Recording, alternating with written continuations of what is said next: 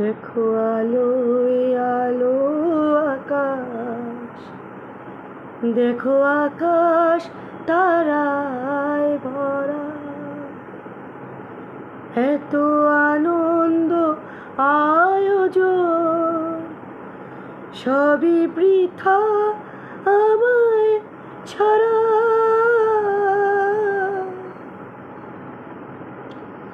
দেখো আলো আলো আকাশ, দেখো আকাশ তারায় ভরা।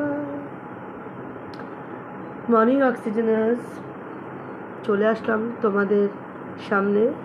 আজকে একটা অন্য জিনিস খাচ্ছি, দুধ, চিয়া সিডস,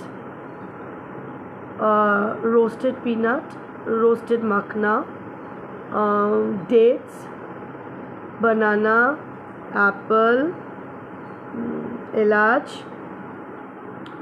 এই দিয়ে এটাকে আর একটু হানি দিয়ে এটাকে মিক্সিতে ব্লেন্ড করে মেয়েকেও খেতে দিয়েছিলাম, আমিও খাচ্ছি।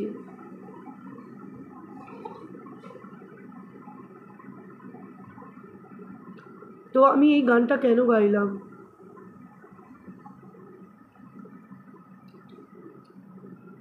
এত মনটা মানে এই প্রতিদিন একটা না একটা, এই কালকে রাজশ্রীর মানে রাজার ভিডিওটা, ক্যান্সার অ্যাওয়ারনেস ভিডিওটা, ওটা প্রচণ্ড নাড়া দিয়েছিল। আবার আমি তো এখন ইউটিউবের থেকেও বেশি তোমার দেখি হলো এফবি দেখার অ্যাকচুয়াল কারণ হলো রান্না। এই মেয়েকে টিফিন করে দিতে হয়, তো নানান রকম টিফিনের খোঁজে আমি এফবি স্ক্রল করি।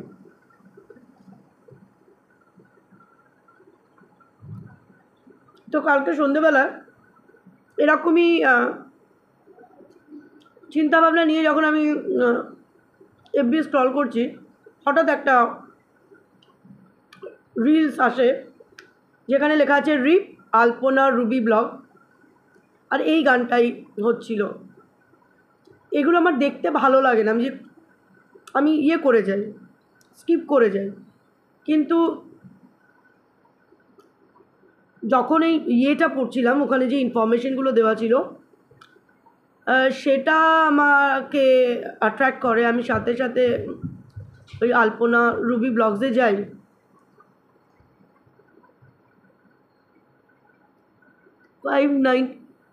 ফাইভ 40 না 539K সাবস্ক্রাইবার্স, একদম প্রত্যন্ত গ্রামের থাকে ওরা, এই আলপনা রুবি ব্লগ। মানে মেয়ে, জামাই আর শাশুড়ি তিনজনে থাকে, মানে মেয়ে, জামাই আর মেয়ের মা তিনজনে থাকে।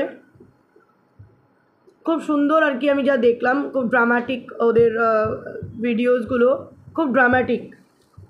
তো ভালো লাগছিল, মানে কোনো মানে কন্ট্রোভার্সিয়াল ইয়ে না, সব এক একটা নানান টপিক নিয়ে ওরা শাশুড়ি আর বউতে মিলে, সরি শাশুড়ি আর বউ না, মা মেয়েতে মিলে করে। ছেলে তো মানে মেয়েটার বর হলো জামাই, বাচ্চা মেয়ে, মানে 30ও ক্রস করেনি, কত হবে 23-24, এর বেশি তো হবেই না যা দেখলাম চেহারা মুখ।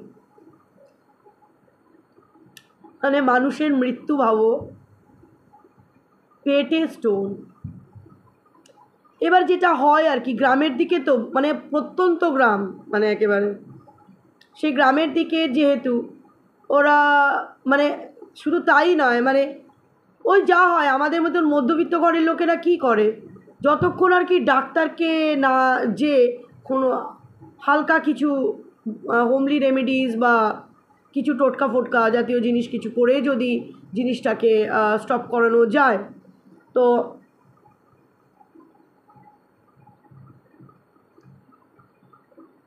সেই রকমই আলপনা বাড়ির লোকেরা, বাড়ির লোক বলতে আলপনার বর আর আলপনার মা, ওদের ওখানকার হোমিওপ্যাথি ডক্টর দেখায়। হোমিওপ্যাথি ডক্টর বলেছিল যে না, এই ওষুধ দিচ্ছি, এটা গলে যাবে। আমি ভাবি লোক কী করে হোমিওপ্যাথির ওপর ট্রাস্ট করে।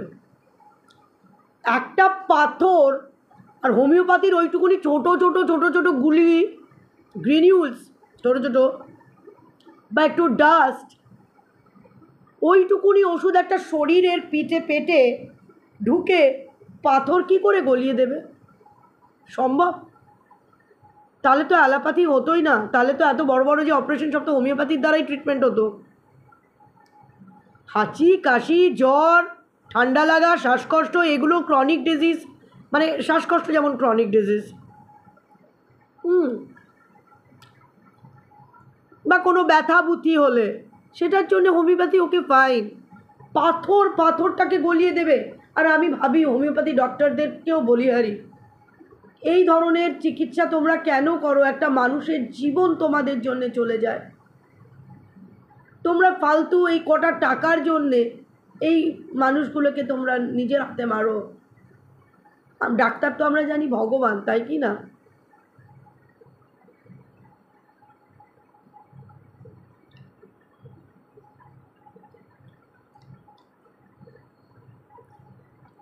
তাই বলি, ওরা প্রথমে হোমিওপ্যাথি ডক্টর দেখায়, তার ওষুধ কয়েক মাস খায়, তারপরে আবার মানে কিন্তু শরীরের কোনো উন্নতি হয় না বলে আবার আরেকটা ডক্টর দেখায়, সেও হোমিওপ্যাথি, তারও ওষুধ খায়। তাহলে কতদিন চলে গেল?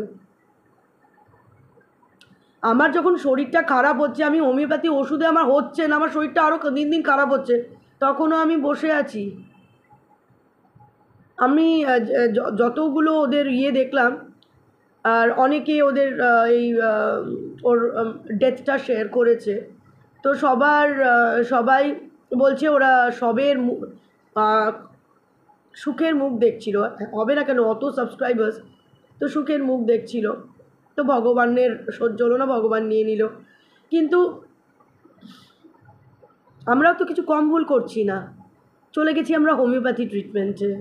আর হোমিওপ্যাথি ট্রিটমেন্ট যখন আমি দেখছি যে হোমিওপ্যাথি ট্রিটমেন্টে আমার প্রবলেম হচ্ছে বা আমি সারছি না, তাহলে আমি আবার একটা হোমিওপ্যাথিতেই যাব, তখন তো আমি অ্যালোপ্যাথি যাব। সবই যদি হোমিওপ্যাথি করতে পারতো তাহলে আর তো কেউ অ্যালোপ্যাথিতে ছুটতোই না, এত খরচায় কেউ যেতই না। যাই হোক, এটা হলো ওর নিয়তি।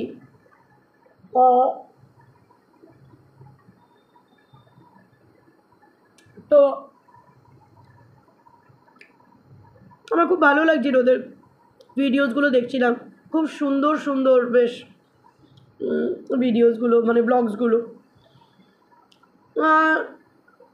এত দেখে খারাপ লাগছে যে লাস্ট ওরা যে ব্লগটা বানিয়েছে 13 দিন আগে, ব্লগ না, ওটা হলো তোমার লাইভ। সেই লাইভে ছেলেটা বলছে, মানে ওর বরটা বলছে, আলপনার বর, আলপনা বসে আছে, আলপনার মা বসে আছে, তিনজনে মিলেই ব্লগটা লাইভটা করছিল। আলপনার বরই কথা বলছিল যে ওরা এবার নৈহাটিতে আসছে, নৈহাটি মানে শিয়ালদা স্টেশনে এসছে 4:30-র সময়। কেউ না একটা গ্রাম, যেন গ্রামটার নাম আমি কি ভালো করে শুনতে পেলাম না। সেই গ্রাম থেকে ওরা আসছে, সে প্রথমে শিয়ালদা স্টেশনে ওদের নাকি 4:30-র সময় নামার কথা, তারপর ওখান থেকে নৈহাটিরই কোনো ডাক্তারকে দেখাবে।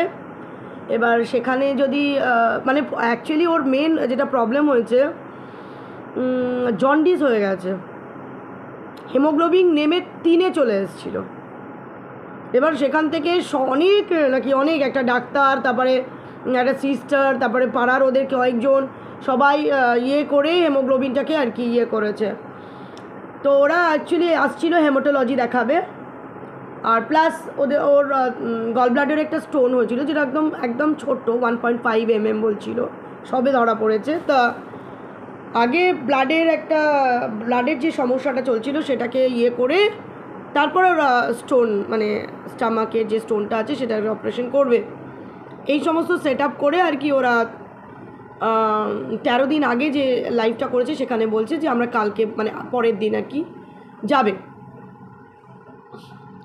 খুব ভালো লাগছিল, বলছিল যে কলকাতা খুব জমজমাটি জায়গা, আমাদের কাছে এটা আবেগ প্রবণ, মানে কলকাতা মানেই একটা বিশাল একটা আবেগের ব্যাপার, কত জনবহুল একটা শহর, ওখানে কত দোকান, কত গাড়ি ঘোড়া, আমরা ভয়ই পাচ্ছি, তোমরা সবাই আমাদের পাশে থেকেও। খুব সুন্দরভাবে বলছিল যে ফোনটা করেও যদি আমাদের সাথে একটুখানি কথা বলো তাহলেও আমাদের ভালো লাগবে, যেহেতু আমরা কাউকে চিনি না ওখানে। তার তুমি ভাবো তারা 13 দিন আগে লাইফটা করেছে, কি করে ভেবেছে কি যে বউটা 13 দিন বাদে আর থাকবে না?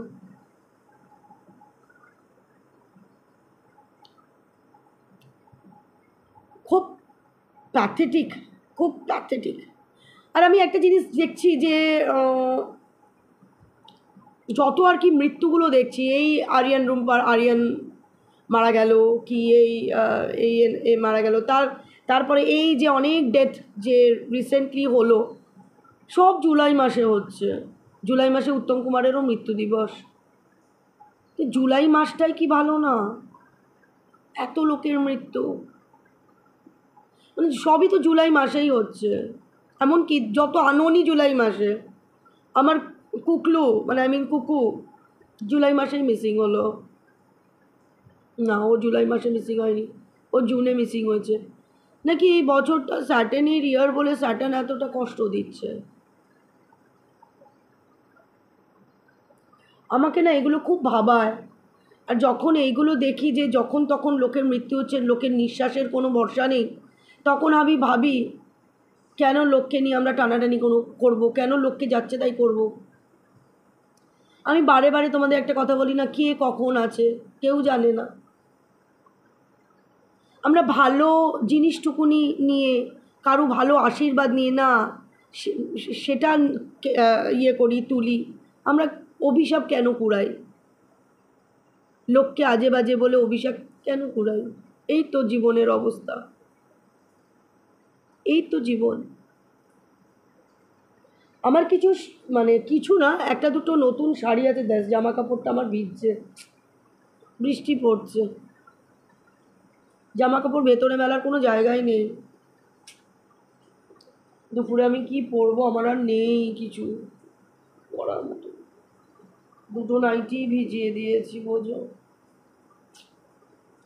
যাই হোক, যেটা বলছিলাম, কি বলছিলাম, হ্যাঁ, তো আমার না